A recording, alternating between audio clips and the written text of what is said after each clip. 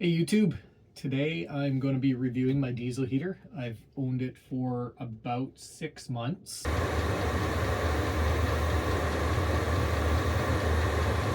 It is on my 25-foot sailboat. I'm going to go through some of the pros and cons that I've found, some of the things I'd do a little bit different if I was to do it again, and just give a little review on it so you can make your own decisions on whether it's the right fit for you. So as I said, I have a 25-foot sailboat. It's a very small area.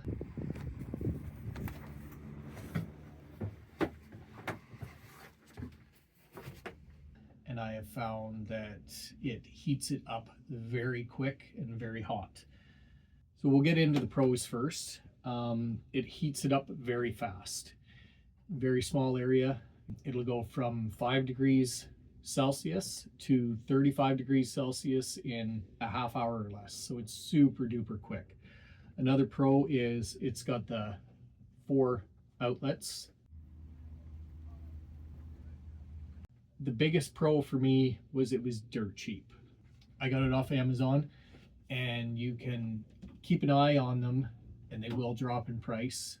I think regular price was $150 or $200, and this one went on sale for $80, I believe. So I decided to pull the trigger and buy it at that point. Now we'll get into some of the bad.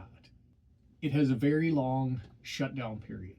So once you shut it down, it takes probably 5 minutes to cool down and shut itself off. And I think probably a lot of people have trouble with this if they don't let it do the proper cool down period.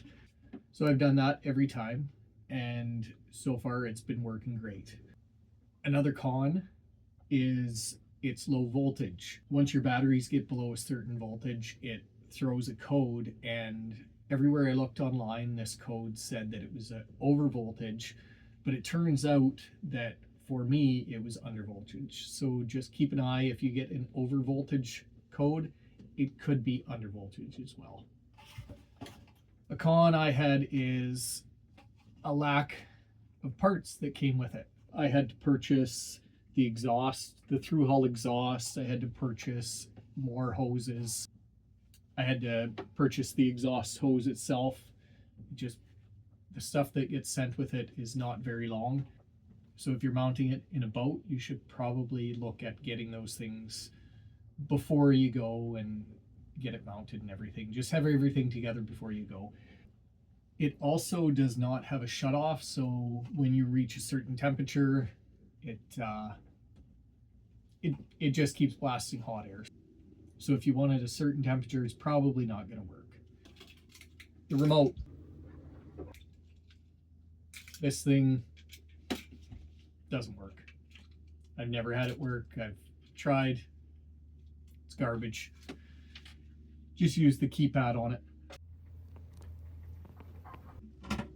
Now, once I did mount it in the boat, I did grab a CO2 sensor. Better safe than sorry.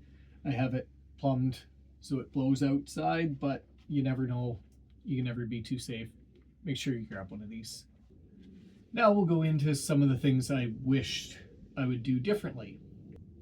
I have to fill it up using a hose because I mounted it too close to the roof and I can't really get a fuel tank up there. So if I was to do it again, I would probably put it lower, so just so I had a little easier access, and basically find a better location for it. It's where I have it kind of takes up a lot of room, and I need all the room I can get on this thing. So if you're looking for a diesel heater that will just blow hot air non-stop, then I would recommend. However, always let it cool down on its own. Never just shut it off or unhook the battery, as I feel this probably is where a lot of people run into issues with theirs. I'll leave a link in the description here if I can find the link for where I bought it, and also I'll leave a link for the through hulls and the hoses in case you want to grab one for your boat. Till next time.